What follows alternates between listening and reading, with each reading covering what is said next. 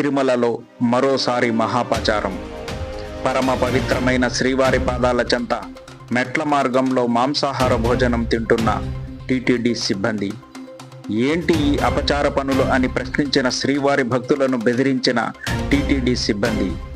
TTD vigilance విభాగం నిద్రపోతోందా? ఇదేనా దేవాలయాలని ప్రక్షాళన చేయడం అంటే? తిరుమలలో మరోసారి మహాపచారం.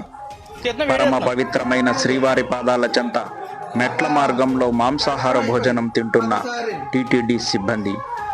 ఏంటి ఈ అపచార పనులు అని ప్రశ్నించిన శ్రీవారి భక్తులను బెదిరించిన టీటీడీ సిబ్బంది. టీటీడీ విజిలెన్స్ విభాగం నిద్రపోతోందా? ఇదేనా దేవాలయాలని ప్రక్షాళన చేయడం అంటే?